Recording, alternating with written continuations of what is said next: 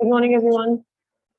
Start sending your attendance and let's wait for 5 minutes so that everyone can join.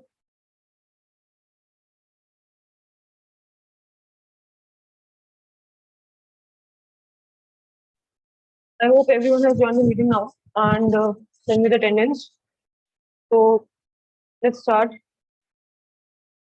First of all, I had to discuss batch sizes. In the morning, I told you that I'll be discussing the batch sizes. If you are done, raise your hands. And अभी भी अगर नहीं हुई है मैं नहीं कराऊंगी पर अब थर्ड अल्टीमेटम के बाद भी नहीं हो रही हैं exercises back sizes let's leave it then Aakriti first you question number 4 first सिर्फ ये बताओ कि वे मिनॉरिटी और मेजॉरिटी कौन है And minority is females and majority is males. Yeah, so male teachers are in majority and females are in Minority. Good. Shelja, next. Ma'am, the Buddhists are in minority. Yes, the Buddhists are in minority. Udit, next. Ma'am, in that the non-vegetarians are in the minority. Yes, non-vegetarians are in minority. Next is Simpy. In class of 50 students, 40 belong to more well-off families.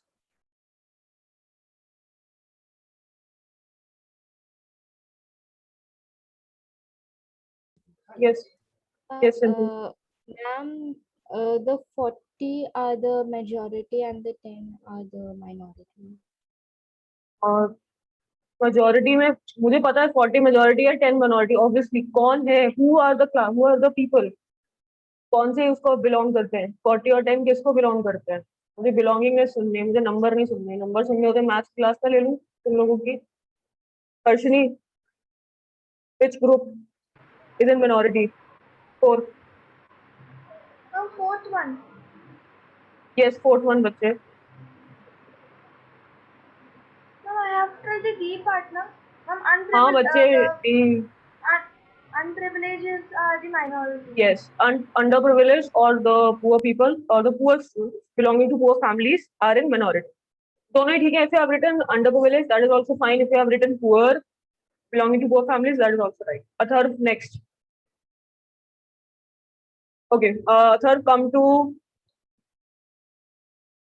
question number 6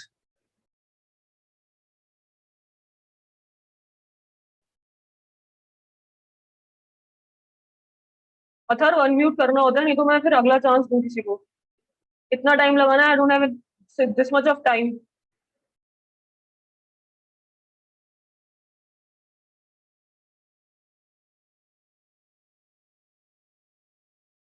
Atharva unmute हो रहा है तो ठीक है नहीं तो please join the meeting I am coming to Tapasya Tapasya ma'am Bangladesh हाँ जी start with Bangladesh Assam Tripura Mizoram and Meghalaya Let me just check the answers.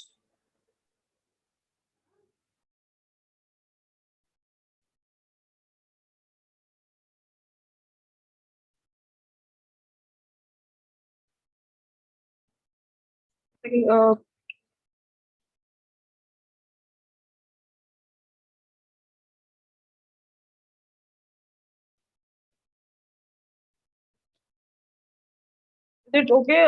Is it fine? Class answer ठीक है कल से पांच स्टेट्स हैं 4 नहीं है Bangladesh West Bengal Assam Mizoram Meghalaya and Tripura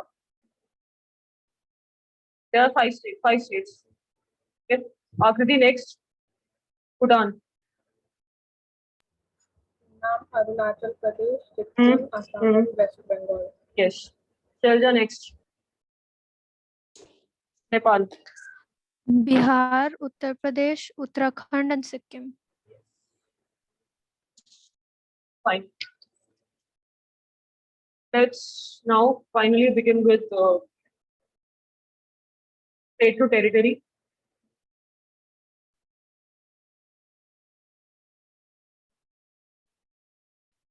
company establishes power.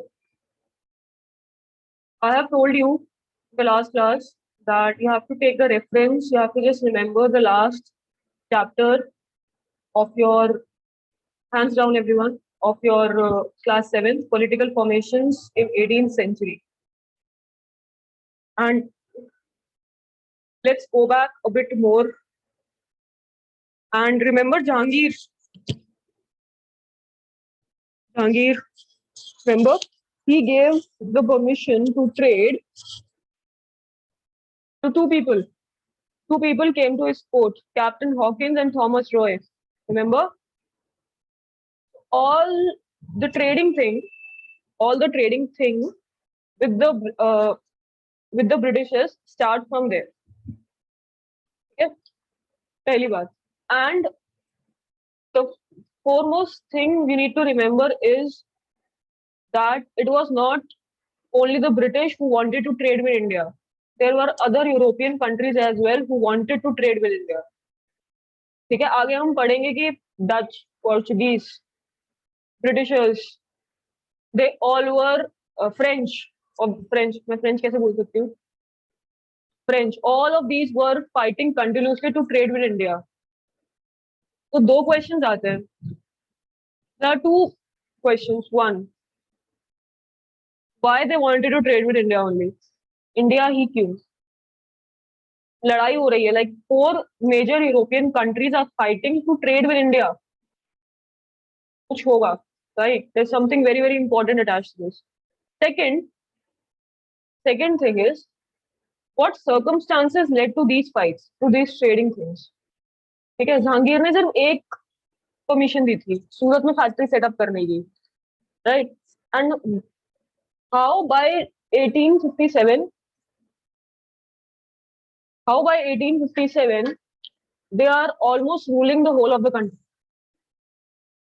1857 तक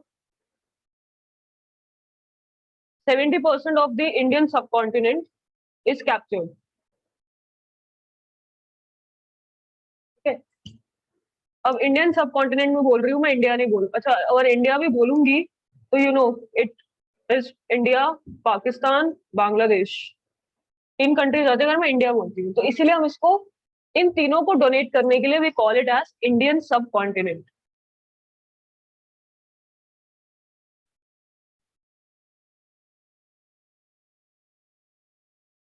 ठीक है, हम इन तीनों को डोनेट करते हैं वर्ड इंडियन सबकॉन्टिनेंट से.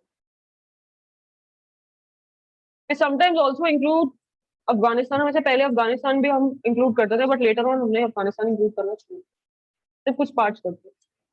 ओके, नाउ अच्छा, एनोटेशन से कुछ भी लेना है तो you can take it from the recording.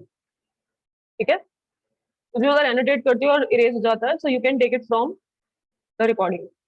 Now Aurangzeb was the last powerful Mughal. He was not last Mughal ruler. याद रखना, सबसे पावरफुल मुगल रूलर था. Things which needs to be remember is that he was the last of powerful Mughal rulers. Right, हमने जो mighty Mughals पढ़े थे, if you remember, तो last उसमें कौन था? औरंगजेब. उसके बाद हमने देखा था, we have seen the weak rulers coming and the disintegration of the empire. Empire इतना डिसइंटीग्रेट हो गया था that Mughal empire was only limited to Delhi, was only limited to Delhi, and you can say उस टाइम पे जो NCR हो सकता है, जो उसके सराउंडिंग एरिया है, सिर्फ इतना रह गया मुगल एम्पायर. ठीक है, डिसइंटीग्रेशन के बाद we have already discussed about Marathas, Sikhs, then Rajputs, Awadh, Bengal, Hyderabad, इन सबने अपनी इंडिपेंडेंस डिक्लेयर कर दी थी मुगल एम्पायर से. ठीक है, सो after his death, many Mughal governors, पढ़ा था last year, सूबेदार्स, they are known as सूबेदार्स, and big zamindars, जितने big जमींदार थे, उन्होंने started asserting their authority. उन्होंने अपनी authority impose करनी start कर दी. Asserting, when you impose, right, and establishing regional kingdoms. इतने सारे regional kingdoms आ गए थे, right? As powerful regional kingdoms emerged in various parts of India, Delhi could not function as an effective centre. Delhi अब effective centre नहीं था। ये ऐसा समझो कि सेंट्रल गवर्नमेंट ने होल्ड छोड़ दिया है स्टेट गवर्नमेंट के ऊपर, वो कंट्रोल नहीं कर पा रही है स्टेट गवर्नमेंट्स को। ऐसा ही हुआ था, रीजनल किंगडम्स बन गए थे and Delhi was no more a effective centre, वो होल्ड करके नहीं रख पाई एम्पायर को। ठीक है, second half of the 18th century, that is post 1850s। अगर याद हो, अगर लास्ट ईयर याद हो, तो फर्स्ट चैप्टर में मैंने बताया था जो लेटर मिडिवल पीरियड है वो 1750s तक है। ये ज्यादा होता है तो डेथ ऑफ औरंगजेब, अगर थोड़ा और पीछे चले जाओ, राइट। यहाँ से इस पॉइंट से रफली स्टार्ट होता है आपका modern period of Indian history. क्यों? क्योंकि यहाँ पर आ रही है नई power. Here you can see emergence of a new power. Okay. Now, sorry. Moving ahead. सबसे पहले हमें पढ़ना है कंपनी थी कौन, क्या थी, ब्रिटिशर्स कैसे आए, and how they survive the attacks and the fights and the Wars. जो यूरोपियन कंट्रीज में बहुत सारी वॉर्स चल रही थी इंडिया से ट्रेड करने के लिए, उसको कैसे सर्वाइव किया ब्रिटेन ने, ठीक है, एंड फाइनली अपना रूल कैसे एस्टैब्लिश किया इंडिया में। East India company comes east. अच्छा, अब देखो ज्यादातर सारी कंपनी का नाम ईस्ट इंडिया कंपनी था। कोई डच थी, कोई इंग्लिश थी, कोई फ्रेंच ईस्ट इंडिया कंपनी थी। बेसिकली ईस्ट इंडिया कंपनी क्यों नाम दिया हुआ था? क्योंकि उनको इंडिया के साथ, इंडिया ईस्ट में है and they want to trade with India. ठीक है, अब ये बहुत सारी कंपनीज थी, इंग्लिश ईस्ट इंडिया कंपनी थी, फ्रेंच ईस्ट इंडिया कंपनी थी, डच थी, पोर्चुगीज थी। ठीक है, हम अभी बात कर रहे हैं ब्रिटिश आइलैंड, ब्रिटेन की। Britain composes of 3 islands, British islands. सबको पता है ब्रिटेन में 3 आइलैंड्स आते हैं? नहीं पता तो आज पता करके आओगे। आज का होमवर्क यही है, कल you will tell me Britain makes up, how many islands makes up Britain, Great Britain, United Kingdom जिसको हम बोलते हैं, वो यूनाइटेड कैसे है। ठीक है, चलो लीव दिस नाउ। ये देख रहे हो मैप देख रहे हो, यहाँ कहीं ब्रिटेन है, यहाँ से पूरा डील करके आते हैं इंडिया। 1600 में क्वीन एलिजाबेथ वन ने, queen Elizabeth, you just hear me carefully right now, please don't write anything unless told, okay, I will give you time to write down everything. 1600 में Queen Elizabeth, ruler of England, ruler of England कौन है? Queen Elizabeth one. She gave a charter, charter क्या होता है? Permission.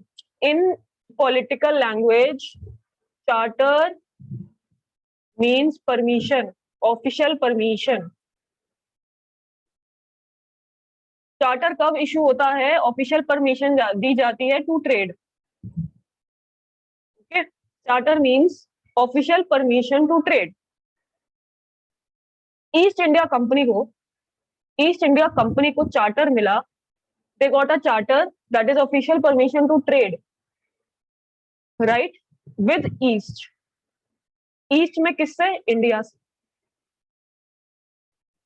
ठीक है, and East India company had this exclusive right. Exclusive मतलब Britain से और कोई ट्रेड नहीं करेगा ईस्ट में, ईस्टर्न कंट्रीज में। Nobody other than East India Company will trade with India. Britain से सिर्फ एक ही कंपनी जाएगी ट्रेड करने इंडिया में, ये चार्टर ये कहता था। ठीक है, 1600 में पहला चार्टर इशू होता है by Queen Elizabeth one to East India company to exclusively trade in the east. East में कौन सी कंट्री? इंडिया। ठीक है, ये क्लियर है ना? इसका मतलब क्या था? This meant that no other company in Britain can trade with India. वो कंपटीशन खत्म कर दिया, there was no competition, no one to compete, market में अगर एक दुकान है, कोई कंपटीशन होगा क्या? ये तो वही है ना, अकेले रेस में भागोगे तो बेटा फर्स्ट ही आओगे ना, कंपटीशन तो है ही नहीं। तो कंपटीशन वॉज इरेडिकेटेड। मोनोपोली किसकी हो जाती है? मोनोपोली मतलब द सोल राइट, मोनोपोली हो गई है ईस्ट इंडिया कंपनी की ट्रेड में इंडिया के साथ। वो जो चाहे they can do, irrespective how they do it. Now moving ahead, अब this meant स्टार्टर के साथ क्या था? स्टार्टर में we will be talking very on a layman language में बात करेंगे very simply. स्टार्टर के साथ company could venture across oceans, they can search across oceans, oceans के across जाकर they can search for new lands, for new areas from where they can buy goods at cheap prices, raw material. अब students, everyone, there is one very important fact which you need to learn, which you need to know, not learn actually. 1600s 1500s में industrial revolution शुरू होता है Europe. Industrial revolution मतलब, आप बोलोगे हम industrial revolution बोले, industrial revolution is when industries are being established, factories बनती हैं, ठीक है। अब फैक्ट्री के लिए रॉ मटेरियल चाहिए, है ना, रॉ मटेरियल चाहिए। European countries are colder areas, everyone knows that. वो कोल्डर या वो बारिश वाले एरियाज है, सबको पता ना। European countries, take any European country, पहाड़ी पहाड़, we all know that, right? We all know that mountains और बारिश बारिश, all time monsoon. So it lacks very important raw materials, वो important मटेरियल्स लैक करते हैं। तो तब डिसाइड हुआ कि हमको एक्सप्लोर करना पड़ेगा कि हमें चीप रॉ मटेरियल्स कहाँ से मिलेंगे, ठीक है। चीप रॉ मटेरियल्स कहाँ से मिलेंगे? जहां से रॉ मटेरियल लेके जाओ सस्ते में, यहाँ पर इंडस्ट्रीज को बेचो, sell them to these industries in Europe at a high price, short profit. Take raw materials from here and sell them to the industries back in Europe at high prices. Competition वैसे ही नहीं है, no other company is coming to export things, right? No other company is allowed to export or import, right? So you have the exclusive right, जो rate दोगे आपको मिलेगा। Nobody is getting cotton, nobody is getting jute, सिर्फ एक company लेकर आ रही है, वो किसी भी प्राइस पे बेच सकती है। yes or no? yes no, right? So basically इस स्टार्टर के साथ यही ग्रांट हुआ था that they have to search for new areas from which they could buy goods, raw materials from at cheap prices and sell back to Europe, carry them to Europe and sell at higher prices. Company को fear नहीं था competition का other trading companies के साथ, वो तो locally trade कर रहे हैं, हम तो इंटरनेशनली ट्रेड कर रहे हैं, उनको अलाउड भी नहीं है। यहाँ पॉइंट समझ में आया? मर्सेंटाइल ट्रेडिंग कंपनीज, अब मर्सेंटाइल क्या होते हैं? मर्सेंटाइल होते हैं ऐसी बिजनेस कंपनीज, ठीक है, जिनका प्राइमरी सोर्स ऑफ इनकम, जिनका प्राइमरी सोर्स ऑफ प्रॉफिट होता है buying raw material at cheap rates and selling them at higher rates, ठीक है। 100 रुपीज की चीज लेकर आए, 1000 में बेची, ठीक है। उनका मेन काम ही, उनका मेन जो ट्रेड होता है, जो मेन कंपनी उनकी होती है, वो इसी से चलती है, प्रॉफिट से। They don't do any other thing, वो कुछ बना नहीं रहे हैं, they are not producing anything, they are not growing anything, they are just doing mere trade, ठीक है। तो मर्सेंटाइल ट्रेडिंग कंपनी जो होती थी उस टाइम पर, वो कैसे प्रॉफिट बनाती थी? कंपटीशन एक्सक्लूड करके। जब कंपटीशन ही नहीं होगा तो प्रॉफिट तो सारा हमारा ही है ना, राइट? फॉर एग्जाम्पल, मार्केट में 2 शॉप्स हैं, ठीक है। One is selling beat at 100. ठीक है, shop 1. Shop 2 is selling at 80. लोग किसके पास जाएंगे? 80 के पास ना. Why should I pay 20 extra? Right? So competition create हो गया ना 1 के लिए कि यार वो तो 80 में बेच रहा है, मुझे भी 80 में या उससे नीचे में बेचना पड़ेगा. जब कंपटीशन ही नहीं है, मैं चाहे इसको 160 में बेचूं. तो मर्सेंटाइन ट्रेडिंग कंपनीज जो होती थी वो कंपटीशन इरेडिकेट करके, कंपटीशन रिमूव करके ही अपना प्रॉफिट मेंटेन रखती थी. Get the point? अब द ट्विस्ट, रॉयल चार्टर जो मिला था, ये रॉयल चार्टर है because it was issued by Queen Elizabeth 1, so it was a royal charter. ठीक है, रॉयल है वो. इसने ब्रिटेन की कंपनीज को तो प्रिवेंट किया कंपटीशन से, लेकिन अदर यूरोपियन पावर्स को प्रिवेंट नहीं कर पाई. यूरोप में और ब्रिटेन में सबको डिफरेंस पता है ना? Everyone, Europe is the continent and there are several countries in Europe. Britain is a country in Europe, right? Yeah, so if you confuse mat ho na, Royal Charter prevented the British companies. Okay, it prevented British companies from entering the market, but it could not prevent the European countries. Other European countries जैसे French, Dutch, Portuguese, उनको prevent नहीं कर पाया ये charter.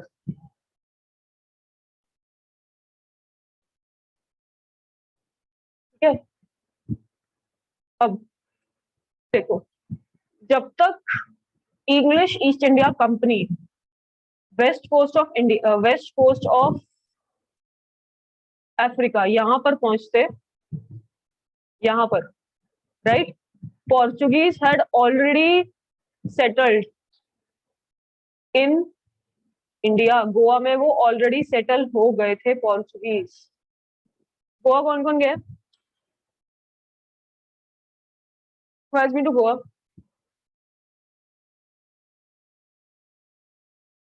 Okay, fine, hands down, no problem. Goa में आज भी Portuguese influence बहुत है उनके कल्चर पे. रीजन भी वो पुर्तगाल के पास बहुत टाइम तक था. ठीक है, Goa was colony of Portugal for a very long time. सिर्फ एक वही स्टेट है जो ब्रिटिशर्स के अंडर ना होकर पोर्चुगल्स के अंडर था. ठीक है, एंड अराउंड 1500 ही जाकर पोर्चुगीज वहां सेटल हो गए थे. ठीक है, तो जब तक वो यहाँ पहुंचते, इंग्लिश ईस्ट इंडिया कंपनी यहाँ पहुंचती, पोर्चुगीज ऑलरेडी अपना बेस बना चुके थे गोवा में. West coast of India, west coast ये हैं सारे, गोवा वेस्ट कोस्ट में ही है इंडिया के. ठीक है, अच्छा, जो रूट होता था वो ये होता है, ये होता था रूट. अच्छा, रूट बाद में कैसे शॉर्ट कर दिया वो बाद में बताऊंगी. ये रूट होता था पहले, ये केप ऑफ गुड होप बोलते हैं इसको, यहाँ से जो रूट जाता है. ठीक है, Cape of Good Hope. Now Goa was discovered by Vasco da Gama, Portuguese explorer. 1460 में उन्होंने 1498 में सॉरी 1498 में उन्होंने सी रूट भी डिस्कवर कर लिया था. And he also discovered Goa बहुत पहले ही. दैट्स वाई पोर्चुगीज की प्रेजेंस और पोर्चुगीज का इन्फ्लुएंस बहुत है गोवा पे. And even the railway station and airports are named after Vasco da Gama because he was one to discover the area and the sea route. ठीक है, Dutch ने भी स्टार्ट कर दिया था 17th सेंचुरी में. दैट इज आफ्टर 1650s उन्होंने भी एक्सप्लोरेशन स्टार्ट कर दी थी ट्रेड करने की इंडियन ओशन के आसपास की कंट्रीज में. अब इंडियन ओशन की ट्रेडिंग कंट्रीज कौन है आसपास की? इंडिया तो एक ही है, अब पाकिस्तान है, जो भी इंडियन ओशन, अरेबियन सी इंडियन ओशन में मिल जाता है तो सॉर्ट ऑफ इंडियन ओशन ही कह सकते हो. ठीक है, श्रीलंका इतना काबिल तो था नहीं. तो कौन बचा? इंडिया ही तो थी. तो इंडियन ओशन में मेन प्रेजेंस तो इंडिया की थी. इसके बाद फ्रेंच स्टेटस भी आने लग गए. पौंडुचेरी और Puducherry, what we call now. Puducherry 4 island से बना है. ठीक है, और वहां पे फ्रेंच इन्फ्लुएंस बहुत है. इनफैक्ट उनके आर्किटेक्चर में भी उनके तरह जिस तरह के घर बने हुए हैं, if you see on the videos, if you go travelogue वगैरह देखोगे पुडुचेरी का, so you will get to know कि वहाँ फ्रेंच इन्फ्लुएंस बहुत है, वहाँ 2 लैंग्वेजेस बहुत बोली जाती हैं, French and English, right? So French traders also arrived on the sea. 4 powers आ गई हैं आपके इंडियन ओशन में अब। You have Britain, Portugal, Portuguese, sorry British कर दो या Portugal, and you have French, France आ गया है,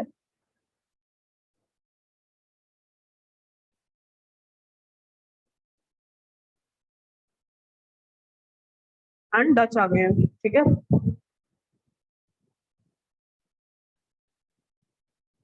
Dutch is your people belonging to Netherlands, Netherland आ गया। ये 4 countries, 4 countries are now fighting for trade, exclusive trade. Exclusively कौन ट्रेड करना चाहता है इंडिया से? ठीक है। अब प्रॉब्लम ये थी कि सबको एक ही चीज खरीदनी है और सबको चीप रेट पे खरीदनी है। Everyone wants the same thing and everyone wants at the cheap rate. India को ये बात पता चल गई। अब मुझे पता चल जाए 4 लोग लड़ रहे हैं, 4 people who are fighting to buy a thing from me. I will be on cloud 9 ना, I will be on cloud 9. I will be like बहुत महंगा बेचेंगे। Obviously Indians would like 4 Western countries, they are fighting to buy products from me and everyone wants kali mirch, everyone wants spices, ठीक है? So we were also on cloud 9. चलो, let's enjoy some fighting, some action. Now a problem ये थी, all companies were interested in buying the same things. Fine qualities of cotton and silk produced in India had a big market in Europe. India में जो cotton और silk produce होती थी, they had the biggest market in Europe, right? And from these cotton and silk only you had your ready-made clothes. वहाँ readymade clothes चलना start हो गए थे, मैन्युफैक्चर होना स्टार्ट हो गए थे using cotton, fine cotton and silk. Cotton for daily wear, obviously silk for your suits, your gowns and other things for ladies and men के लिए certain types of suits and tuxedos and all. Like cotton shirts and cotton wear was for daily office going or the other people. ठीक है, वहां पर readymade cloth start हो गए थे. India में रेडीमेड क्लोथ्स भी ब्रिटिशर्स ही लेकर आए थे, वो कब आए थे वो मैं बाद में बताऊंगी. ठीक है, Again, they started in around when industrial revolution start हो गया था 1500s में, 1400s वगैरह में, तब से ही रेडीमेड क्लोथ्स वहां पर स्टार्ट हो चुके. Other than this obviously spices का तो हम इंडियंस को बहुत होता है ना, साउथ इंडिया जा रहे हैं तो बहुत सारे स्पाइसेस लेकर आएंगे. All those who have gone to South India, उनकी मदर का एक ही होगा, काली मिर्च, इलायची, ये सब ले लेंगे बहुत सारे, जो साउथ इंडिया गया है ना. या you can relate Harshini, right? Harshini कह रही है मैम अभी तक ना काली मिर्च आंख पे लग रही है. Okay, jokes apart, paper, cloves, cardamom and cinnamon. Paper is your white and black pepper, both. 2 तरह की पेपर होती है, you all know, white and black. Okay, cloves long, cardamom छोटी इलायची, सिनेमन इज योर दालचीनी. ये सब ग्रेट डिमांड में थे spices. anyone loves to bake, कई बार cinnamon powder जाता है, and anyone who loves English French toast, cardamom जाती है उसमें, cloves pepper भी use होते हैं English cuisines में, right? So that's why they were in great demand. Plus certain peppers also act as preservatives in certain foods. Fine. So that's why they were in great demand. And spices की, cotton और silk की demand हम देख रहे हैं ancient time से ही बहुत रही है इंडिया के स्पेसिफिकली स्पाइसेस की, राइट? अब 4 लोग खरीदना चाहते हैं, if it costed 10 rupees, why would I sell at 10? Why would I sell at 10 if 4 people are ready to fight for it? I will sell at 100. So yahi hua. The prices of these goods in India, they were pushed up. They went high. And this reduced the profits. Profit reduce होगा नहीं होगा इन companies का. Initially Britain को ये 10 rupees में bye करना था, या ओके एनीहाउ 10 भी नहीं, 10 अगर 10 भी नहीं, इससे अगर if they wanted at rupees 10 and wanted to sell at rupees 80, अगर वो परचेज ही rupees 80 का कर रहे हैं तो प्रॉफिट क्या बनेगा उसमें, और 100 में बेच रहे हैं वहां जाकर. इतनी दूर से आओ, पर going all the way from Africa का पूरा कोस्ट क्रॉस करके इतना घूम कर आओ just for 20 rupees at KG. एक केजी में सिर्फ 20 रुपए थोड़ी कमाने के लिए आए हूँ. इक्वल और एक्सक्लूसिव ट्रेडिंग पार्टनर है, डिमांड है इतनी.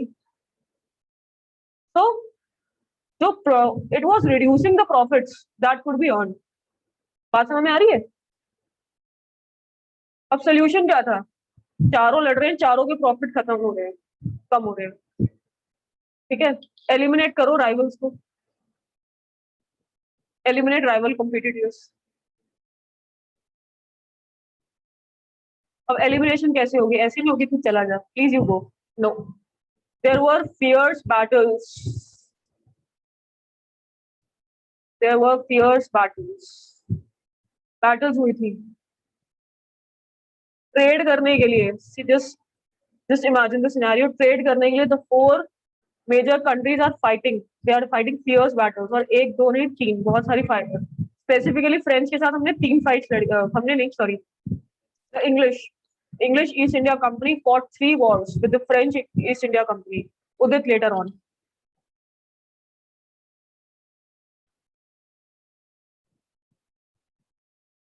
Getting the point?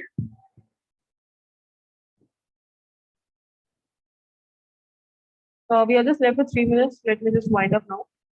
So in next class, we'll be possibly we'll be discussing about how these wars happened and what was the result. Final result क्या था? कैसे कैसे elimination हुई थी सारी powers.